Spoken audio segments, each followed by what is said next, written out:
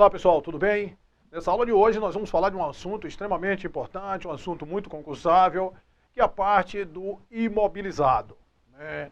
A gente já viu, né, classificação de contas, a gente já falou muito do imobilizado, e o que é que vem a ser esse imobilizado, onde é que classifica esse imobilizado, como é que a gente faz a avaliação desse imobilizado, qual é o valor que nós vamos mensurar esse imobilizado. Então tudo isso nós vamos ver nessa aula, né? Não só nessa aula, esse assunto de extrema importância que é o imobilizado, a parte toda de depreciação, nós vamos ver em duas partes, certo? Nós vamos ver nessa aula de hoje o imobilizado de forma geral e na próxima aula nós vamos tratar de um pronunciamento específico do imobilizado, que é o CPC 27. Né? Ah, Silvio, mas será se, né, não vai cair? Vai cair mesmo o CPC no meu concurso? Vai sim, vai cair concurso CPC. CPC está caindo em tudo, né?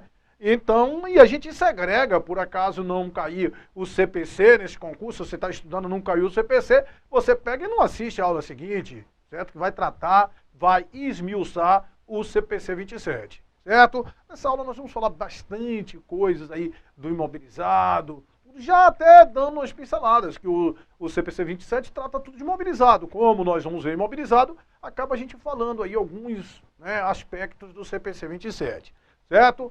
Mas vamos lá, né, vamos na tela. Esse imobilizado, ele está classificado aonde, Silvio? O imobilizado vai estar classificado lá, a gente já sabe, no, né, ativo não circulante, certo? É um subgrupo lá do ativo não circulante. Nós temos o ativo realizável a longo prazo, investimento, imobilizado e intangível. Esse imobilizado, o que é que vem a ser esse imobilizado? Quais são as características desse imobilizado?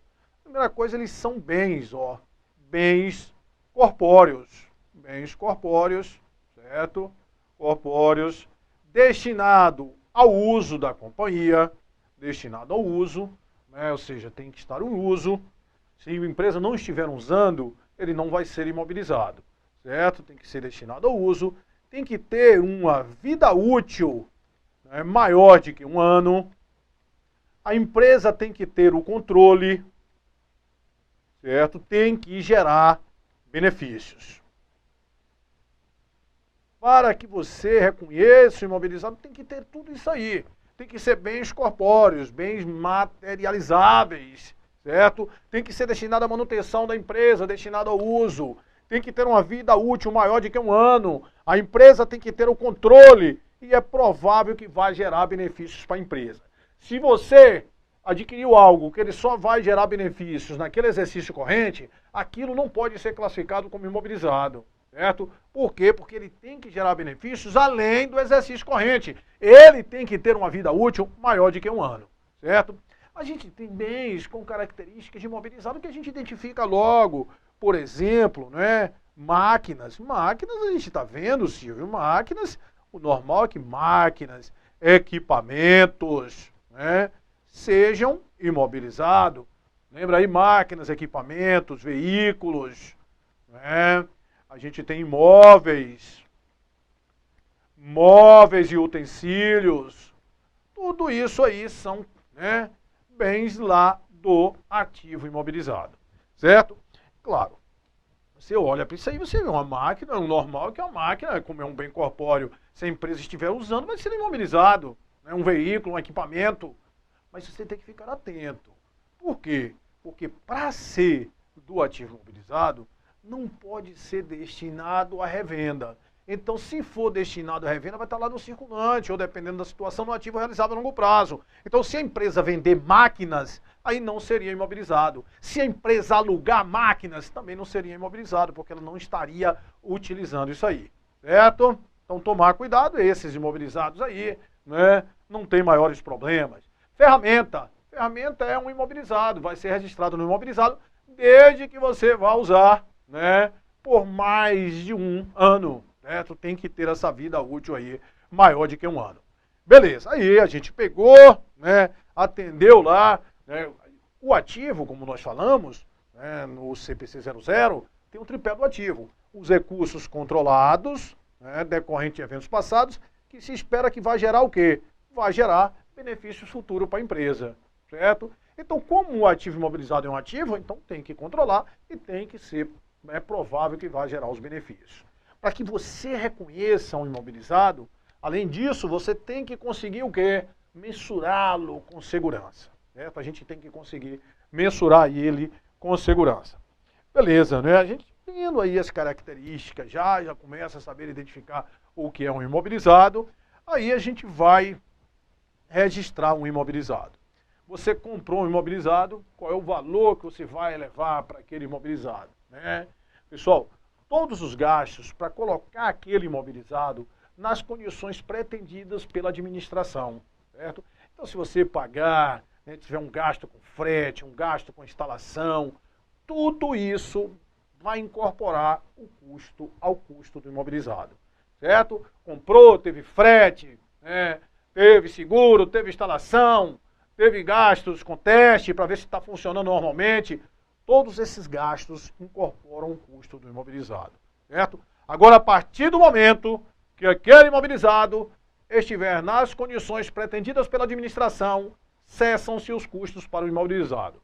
A partir dali, né, qualquer gasto com ele vai ser tratado como despesa, certo? Beleza. Aí pegamos, somamos os custos todos, levamos o imobilizado e o imobilizado ficou registrado lá por 100 mil, certo? Aí como é que vai ser avaliado esse imobilizado? Ele vai ficar sempre com 100 mil? Silvio, eu comprei uma máquina, a máquina está com o valor de 100 mil. Esse imobilizado ele não vai ficar sempre com o valor de 100 mil. Por quê? Porque existe uma diminuição desse valor. Se você utiliza uma máquina, né, ela vai perder o valor, certo? Então, um bem lá do imobilizado, ele vai ser, né, avaliado pelo custo de aquisição, certo? O custo de aquisição, que nós registramos ele aqui, menos a depreciação acumulada. Poderia ser depreciação, poderia ser amortização, poderia ser exaustão, mas normalmente, como nós temos ali bens corpóreos, né, destinados à atividade da companhia, eles vão ser lá depreciação.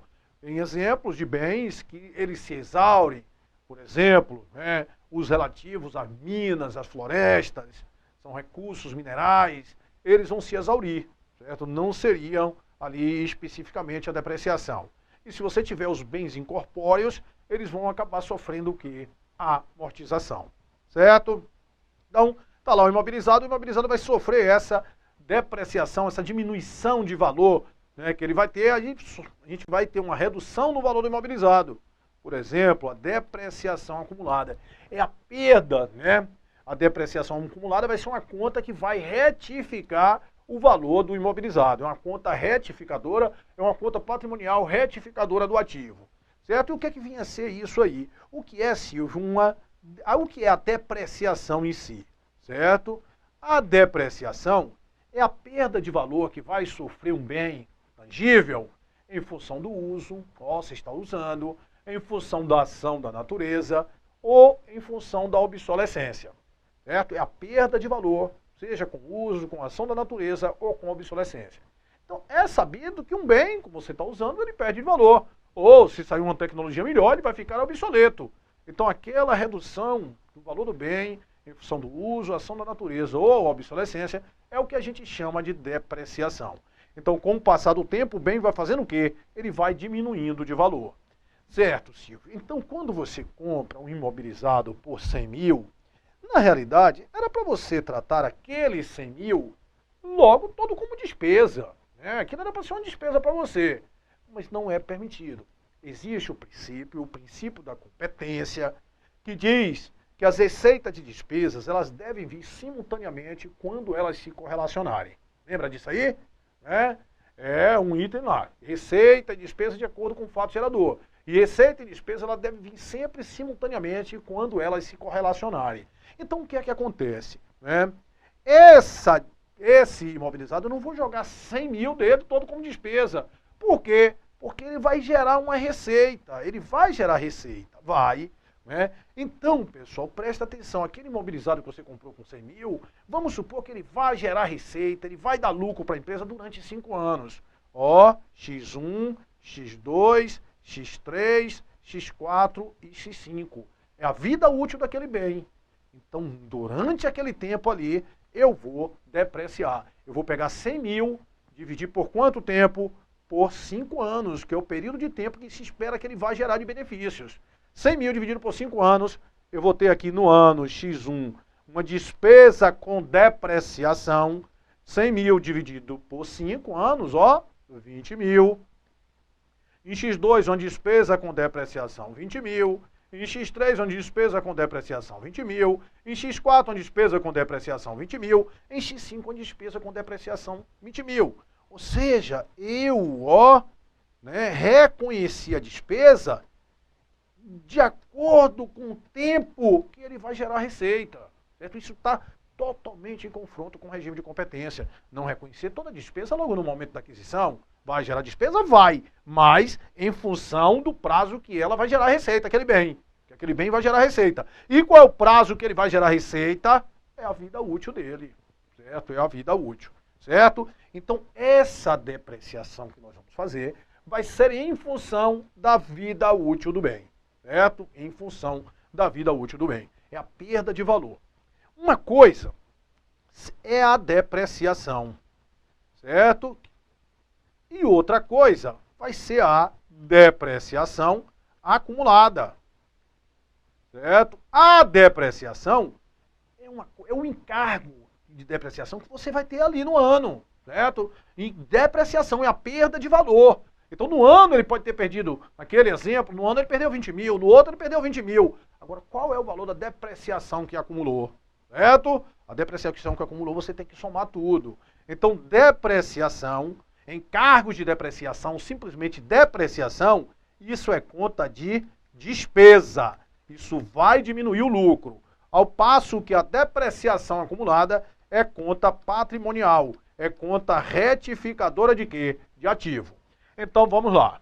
Vamos ver aquele caso que você comprou um imobilizado e o imobilizado ele tinha um valor de 100 mil e ele tem uma vida útil de 5 anos.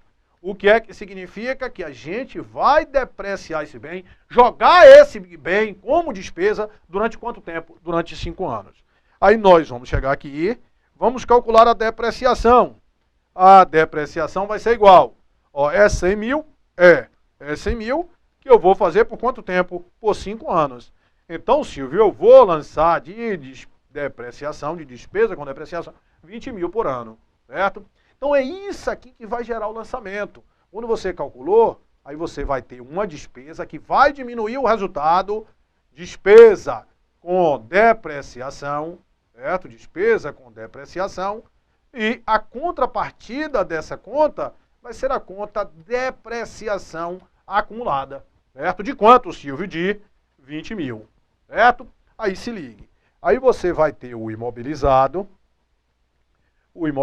que você tinha adquirido por quanto? Por 100 mil. Aí no final do primeiro ano, ele vai ter uma depreciação. Olha qual é a função dessa conta de depreciação. Depreciação acumulada de quanto? Teve a depreciação do ano de X1, que foi quanto? Foi 20 mil. Aí quando você for calcular a depreciação do ano de X2, vai ser quanto? Vai ser 20 mil. Mas só que aí, meu amigo, a depreciação acumulada, ela não vai ficar mais só 20 mil, porque ela vai ter 20 mil.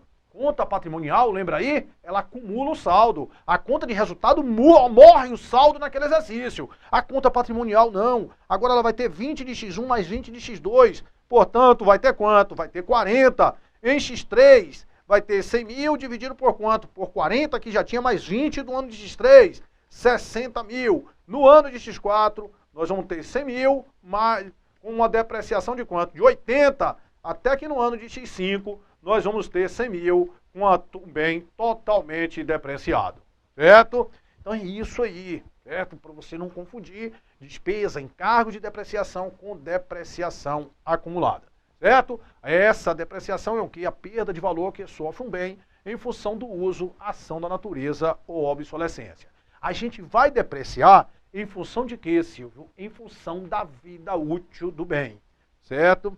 Agora presta atenção logo para você entender uma diferença que às vezes a banca confunde e você não vai mais errar esse negócio. Olha só, vamos supor, olha, vida econômica, eu quero que você entenda logo essa diferença entre vida econômica e vida útil, certo? Vida econômica e vida útil. Você comprou um bem que o fabricante, olha, o fabricante, ele diz que a vida daquele bem é de 20 anos, certo? De 20 anos. Mas você adquiriu aquele bem, mas você só pretende utilizar aquele bem, você só vai usar, a empresa só pretende usar por 6 anos, certo? Aí que está a diferença. Esse bem dado lá, essa vida útil dada pelo fabricante, que espera que o bem seja aquela vida útil, né, tenha aquela vida útil, aquilo que a gente chama de vida econômica, certo? Agora, isso aqui, ó, que é subjetivo, que a empresa, ela só quer usar por 6 anos e depois ela vai vender, certo? Aqui é a vida útil do bem, é aquilo que é para a empresa, é quanto tempo a empresa pretende usar. Agora, qual é a vida completa do bem? Isso aqui é o que a gente chama de vida econômica, certo? É a vida econômica, é quanto aquele bem vai gerar, né, de receita. Mas pode ser em outras empresas, porque a empresa comprou, vai usar por 6 anos, depois vende para outra que usa por 5, depois vende para outra que usa por 11, certo? Então a vida útil de cada um ali foi de acordo com a empresa. Uma usou 6 anos, a vida útil para ela é 6 anos. É aquele prazo que vai ser feita a depreciação. A outra usou 5 anos, é aquele prazo que vai fazer a depreciação, certo? Na realidade, daquela empresa, certo? Vida econômica não. É o prazo total que você espera que aquele bem vai gerar de benefícios.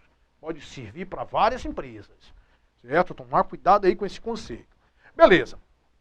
Então, uma coisa, né, importante, se você compra também um imobilizado, a gente viu que todos os custos você leva, a gente vai tratar disso até no pronunciamento. Agora, se você compra um imobilizado a prazo e aquele imobilizado, ele tem juros embutidos, se você fosse comprar o imobilizado, olha só, se você fosse comprar o imobilizado à vista, vamos supor que ele fosse 100 mil, e esse imobilizado para você comprar a prazo, você tem que comprar em 12 prestações de 10 mil. Ou seja, você está pagando juro, tá? Tá.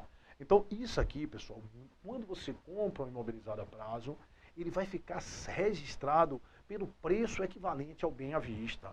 Então, isso aqui, a gente registraria esse imobilizado da seguinte forma, ó. Imobilizado, 100 mil. Aí você teria uma dívida lá com o imobilizado de quanto? De 120. A diferença entre o valor à vista e o valor a prazo vai ser tudo o que, Silvio? Encargos a transcorrer. De quanto? De 20 mil. Certo? Então, o imobilizado, ele vai ficar registrado pelo valor correspondente ao bem à vista. Certo?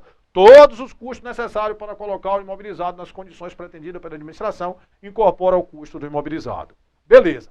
A grande coisa do imobilizado é como é que a gente vai avaliar o imobilizado, certo? Então, a gente já sabe que vai ser o quê? O custo de aquisição menos a depreciação acumulada, certo? O custo de aquisição menos ali a depreciação acumulada. Então, a grande coisa, né, que nós precisamos saber é como é que nós vamos calcular essa depreciação, né, para saber a depreciação acumulada, muitas vezes para saber o valor contábil do bem. Porque quando a gente tem aqui, ó, olha só, imobilizado, certo? Imobilizado, 100 mil. Aí eu tenho aqui uma depreciação acumulada de 30 mil. Esse valor aqui é o chamado valor contábil bruto do bem, certo? Valor contábil bruto.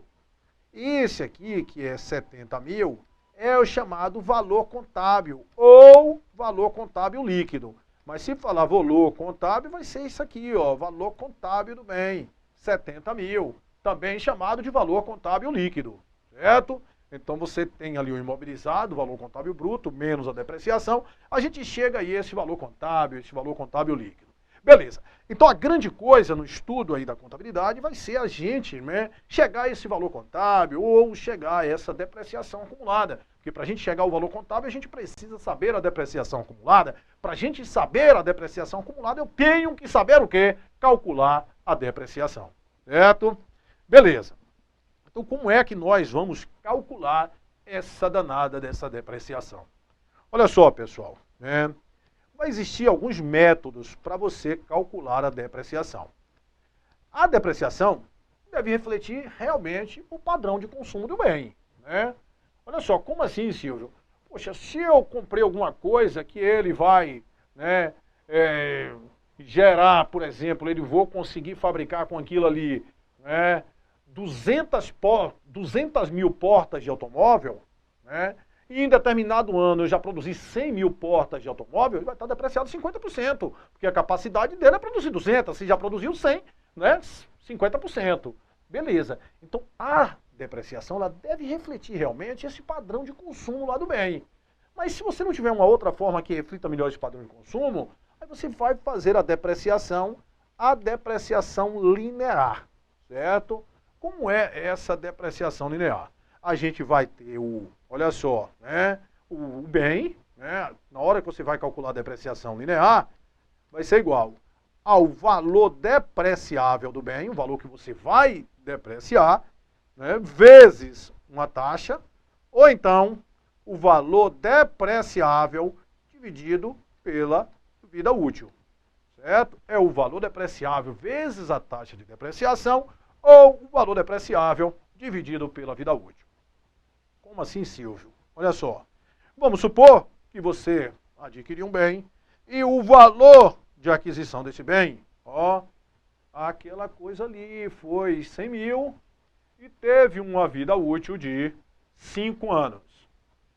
Certo? Então, uma maneira da gente calcular seria você pegar esse valor aqui, que vai ser o valor que nós vamos depreciar, 100 mil, dividido pela vida útil, 5 anos, e todo ano levar quanto? Levar 20 mil. 20 mil de depreciação por ano, 20 mil por ano, 20 mil por ano, 20 mil por ano. E a outra hipótese para você calcular essa depreciação é pegar o valor depreciável, que foi 100 mil, e multiplicar pela taxa. E quem seria essa taxa de depreciação? A taxa de depreciação é 100% dividido pela vida útil, 5 anos, ou seja, 20%. Então, 100 mil vezes 20%, que isso vai ser igual a quanto? A 20 mil. Então, tanto de um jeito quanto do outro, você está perfeitamente, né, com razão, vai chegar a mesma resposta, certo? Então, na depreciação linear, você vai sempre levar cotas constantes. Esse é o único método aceito? Não. Você vai utilizar esse, né, numa carência de um método que reflita o melhor padrão de consumo. Não teve outro método, a gente usa esse método linear, certo? Linear. Como é que a gente pega aí? É o valor depreciável, né, vezes a taxa ou dividido pela vida útil. Mas esse, Silvio, é o único método, né, aceito? Não, né? Não. Então, isso aqui significava o quê? Que no primeiro ano você ia levar 20 mil, no segundo ano você ia levar 20 mil, no terceiro ano você ia levar 20 mil, no quarto ano 20 mil e no quinto ano 20 mil. Todo ano 20 mil. Ó, né, linear, constante ali. Beleza. O método, existe um outro método, que é o método da soma dos dígitos. Certo? O que é que vai mudar? O que muda é a taxa, né? A gente vai ter uma soma dos dígitos crescente, crescente, e soma dos dígitos decrescente. Como assim, Silvio? Olha só. Soma dos dígitos crescente e soma dos dígitos decrescente. Aí, pessoal, na hora que você vai calcular a depreciação, a soma dos dígitos, você vai ter o valor depreciável. O valor depreciável vai ser a mesma coisa, tanto de um como do outro, o que for. É o valor que a gente vai depreciar. Valor depreciável.